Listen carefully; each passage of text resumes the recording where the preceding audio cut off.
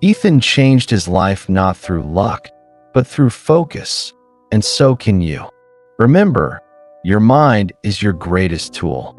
Train it, nurture it, and it will take you further than talent ever could. If this story inspired you, give this video a like, share it with someone who needs this reminder, and subscribe for more motivational tales every week. And tell us in the comments, what's one simple habit you'll start today to strengthen your focus and change your life? You were taught that strength meant silence, that if you smiled wide enough, stood tall enough, or stayed quiet long enough, no one could see the break beneath your surface. But Carl Jung saw the truth buried under that mask, that every suppressed emotion becomes a secret master, that what you refuse to feel, you are doomed to repeat. We wear smiles like armor, but inside, the fractures grow. Behind the performances, the pleasantries, the well-practiced calm, is a soul suffocating under the weight of appearances. But here's the paradox. True strength is not hiding the pain, it's facing it. Because when you feel fully, you don't fall apart. You finally become whole. And from that wholeness, nothing and nobody can hurt you again. You think you're hurting because of what they said or what they did, but that's only the surface. Pain doesn't come from the outside. It rises from the places inside you that were never seen, never heard, never healed. Every insult that stings is echoing an old memory. Every rejection that breaks you is scratching the scar of a wound that was never closed. The truth is, you don't suffer from the people in front of you. You suffer from the ghosts behind them. The ghosts of being overlooked, misunderstood, unloved when you needed it most. And those ghosts don't disappear just because you're grown. They live in the shadows of your reactions. They speak every time you flinch, every time you people please, every time you defend yourself without knowing why. This isn't weakness. It's fragmentation. You are not broken, you're unintegrated. The pain is not the problem. The pain is pointing to the part of you still waiting to be seen, still waiting for you to come back to it. Most of what drives you isn't even seen. You act, you react, you run without knowing why. Because deep beneath your decisions lives a forgotten mind, the unconscious. Carl Jung said, "Until you make the unconscious conscious, it will direct your life, and you will call it fate."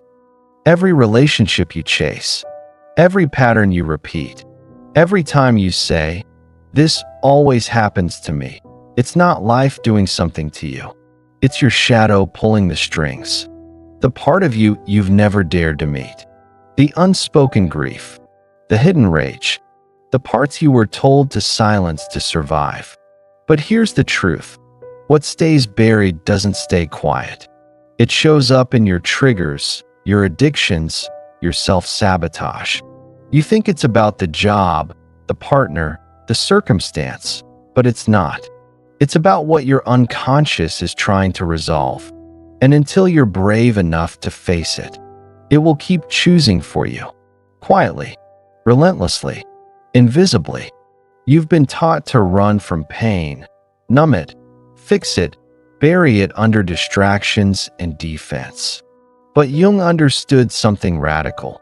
Healing doesn't come from escape. It comes from integration, from facing the very thing you were told to avoid. True strength is not pretending the wound isn't there. It's looking directly at it and saying, "I won't abandon you anymore." Because what you reject in yourself becomes your greatest enemy. But what you integrate becomes your power. You don't need thicker walls. You need deeper roots.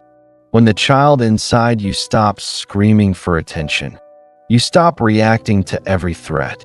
When your darkness is met with light, it no longer controls the room.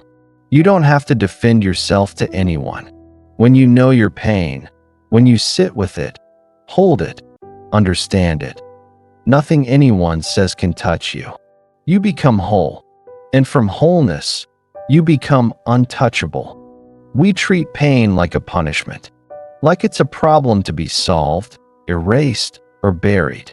But Carl Jung saw pain for what it truly is, a doorway. Not to suffering, but to yourself. He said, "Depression is like a woman in black. If she turns up, don't shoo her away. Invite her in, offer her a seat, and listen to what she has to say." Pain is the soul's language. It shows you where you've abandoned yourself, where you've betrayed your needs to be loved, where your true self was silenced just to belong. And the more you run from it, the louder it knocks.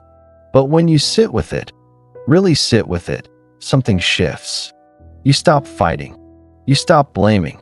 And slowly, you start listening. That's when the pain changes. That's when it becomes guidance. It doesn't go away because you fought it. It dissolves because you finally understood it. And once pain becomes your teacher, it can never again become your enemy. At the heart of Jung's work is a single, powerful idea: individuation.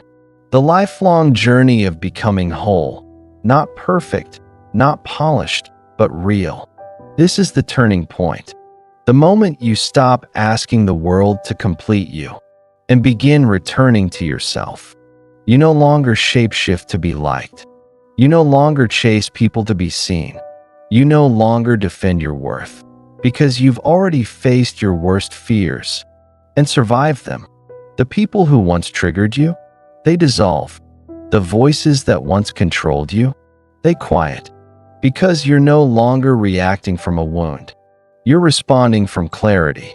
You don't have to prove anything. You don't need applause to feel valid. You've walked through your own darkness and come back whole. That is emotional immunity. That is what makes you untouchable, not because nothing affects you, but because everything within you is finally aligned. That is power. Sometimes it all has to collapse. The identity you built to be loved, the roles you performed to be accepted, the fortress you created to never feel pain again. It all comes down. And when it does, it feels like death. But Jung understood. It's not the end. It's the beginning. The destruction of the false self is sacred. It is the invitation back to who you were before the world told you who to be. And yes, it will hurt. Letting go always does. But that ruin is holy, because it clears the space for what's real. The pieces that remain after the collapse. Those are your soul. You don't have to rebuild what broke. You only have to root deeper into what survived. And from there, you don't rise the same. You rise clear. You rise calm. You rise no longer afraid of being broken, because you already were. And you lived. There is a kind of peace that no one can steal. Not because life gets easier, but because you stop abandoning yourself in the middle of it. That's what consciousness is. It's not escape. It's presence. Jung believed that awareness is the true shield. Not numbness, not walls, not pretending you don't care, but seeing clearly, feeling fully, and still choosing calm. Still choosing not to react from fear or ego or wound. When you become conscious of your patterns, they lose their grip. When you can name your triggers, they lose their sting. You still feel, but you no longer fracture. You still hurt, but you no longer collapse. That's not indifference. That's integration. That's the quiet strength of a person who has stopped running from themselves. And that kind of presence, no chaos can touch. In the end, nothing and nobody can truly hurt you. Once you stop hurting yourself, once you stop abandoning your pain, your truth, your inner voice, you become whole. And from that wholeness, you become free. You don't need to fight. You don't need to prove. You only need to return to the part of you that always knew. The part that's been waiting through every breakdown, every silence, every moment you thought you weren't enough. You were never broken. You were becoming. And now you're ready. Ready to rise. Ready to feel without falling. To love without losing yourself. To walk through life unshaken. If you're ready to choose your peace, type it below. Let the world know. I choose awareness. Subscribe for more. Like if this spoke to something you couldn't name. And come back, not to escape the world, but to finally face it whole.